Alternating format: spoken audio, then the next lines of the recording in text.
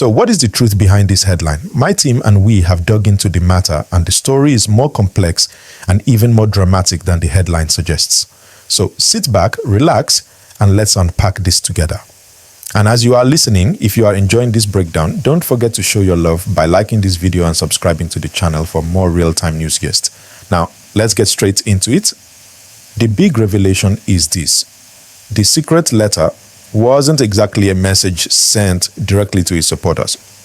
Instead, our findings show that the detained IPOB leader, Mazi Nnamdi Kanu, wrote a detailed and emotionally charged letter to a very powerful world leader, the former and potentially future president of the United States, Donald J. Trump. This letter was written just before his court hearing and is dated November 6, 2025. In it, Kanu is calling for urgent American intervention to stop what he describes as a hidden genocide against Judeo-Christians in eastern Nigeria. He argues that the same extremist forces that operate in northern Nigeria are also active in the southeast, but he claims the primary perpetrator in his region is the Nigerian military itself. This is a very serious allegation, and in the letter he even listed specific incidents like the IPOB Biafra Heroes Day massacre and the National High School Aba massacre, claiming they are evidence of this hidden genocide.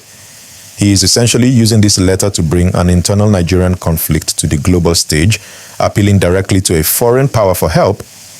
Now, this leads to a very important question. Why is he in a position to be writing letters from detention in the first place? To understand that, we must look at what is happening with his trial in Abuja. And trust me, the courtroom drama is just as intense. Right now, the situation is at a critical boiling point. The Federal High Court in Abuja has set November 20, 2025 as the date to deliver its judgment in the terrorism trial against him. This came after a series of dramatic events in court. For several days, the judge, Justice James Omotosho, gave Nnamdi Kanu a final chance to open his defense. However, Kanu repeatedly refused, insisting that the court has no jurisdiction to try him and that there is no valid charge against him. He has sacked his lawyers and is now representing himself. The judge finally ruled that by refusing to use the opportunity to defend himself, Kanu had waived his right to do so, and the court therefore adjourned the case for judgment. So, in just a few days from now, we are expecting a major judgment that could have significant consequences. But wait, there's another twist. In response to this, Kanu has taken a new legal step. He has filed an appeal challenging the court's decision and asking the Court of Appeal to order the Federal High Court to halt its judgment until his appeal is determined. He fears that without this, he could be unlawfully convicted. So, there is a legal race against time happening right now. Now, let's connect the dots. The letter to Donald Trump is part of a bigger strategy. At the same time Kanu was writing that letter, his organization, IPOB, was also reaching out to the international community. They sent appeals to 21 foreign diplomatic missions, including the United States, the United Kingdom, the United Nations, and the European Union, asking for urgent global intervention to secure his release.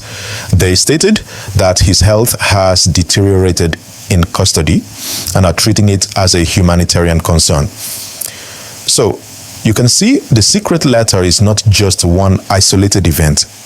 It is a key part of a multi-pronged approach, causing drama in the courtroom, fighting legal battles in the appeal court, and launching a diplomatic offensive to get international support. He is fighting on all fronts. So, we have the legal battle, the international appeals, but there is another critical angle to this story in that we cannot ignore: the human rights perspective. This is where the story gets even more complex and why it has captured so much attention. In his letter to Donald Trump and in the appeals by his group, a major point of concern raised is about Nnamdi Kanu's health. They claim that his health has seriously deteriorated while in the custody of the Department of State Services, DSS. This is not a small matter. When a detainee's health is failing, it becomes a humanitarian issue that the world pays attention to. His supporters are using this to put pressure on the government, suggesting that his continued detention is not just a legal issue but a threat to his well-being. This brings us to a very important and related talk. My people, what does the law say about a person who is on trial but is also unwell? This is a serious question for us to ponder. The principle of presumption of innocence is a cornerstone of justice systems all over the world, including Nigeria. It means that every person accused of a crime is considered innocent until they are proven guilty in a court of law. Now connect this to Kanu's situation. He has refused to defend himself in court. From a legal standpoint, what does that mean? The court has given him a chance, and by refusing, the judge has said he has waived that right. But his supporters argue that he doesn't believe he can get a fair trial. This is a very difficult and complicated situation. On one hand, the court must follow its procedures. On the other hand, there are concerns about the defendant's health and his belief in the process. This is not just about Nnamdi Kanu. This is a conversation about how our justice system operates.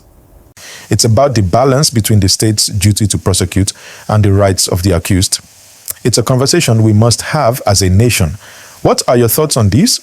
Do you believe the process has been fair so far? Let me know in the comments. And while you are thinking about that, let me remind you again, if you are finding this analysis helpful, please show your support by liking this video and subscribing to the channel. It costs you nothing, but it means the world to us and helps us continue to bring you well-researched gist like this. Now, let's talk about the bigger picture. Why is this story so important for every Nigerian, regardless of which part of the country you are from or your political views? It is important because it touches on several key issues that affect our national unity and stability. First, it involves the recurring agitation for self-determination in the Southeast. This is a deep-seated issue with a long history, and Nnamdi Kanu has been the most prominent voice for this cause in recent years. His trial and its outcome will undoubtedly have a significant impact on the sentiment in that region. Second, it involves the role of the international community in our internal affairs. By writing to Donald Trump and appealing to foreign embassies, Kanu and IPOB are trying to internationalize a domestic issue. How the Nigerian government handles this is crucial. It is a test of our sovereignty and our diplomatic relations. Finally, it is a test of our judiciary. All eyes on the Federal High Court and the Court of Appeal. The decisions made in the coming days will be analyzed and debated across the nation. The judiciary is in a position to demonstrate its independence and its commitment to justice, no matter how politically charged a case may be. So, my people, as we wait for November 20th for the judgment and for the Court of Appeal to make its decision on halting that judgment, we must all watch closely. This is more than just a court case. It is a moment that could define certain aspects of our national life. What do you think will happen? Will the judgment proceed? Will the international community respond to the appeals? The next few days are critical. Remember to like this video, subscribe to the channel, and hit the notification bell so you don't miss any update on this story. I will be back with more gist as events unfold. Until next time, stay informed and stay safe.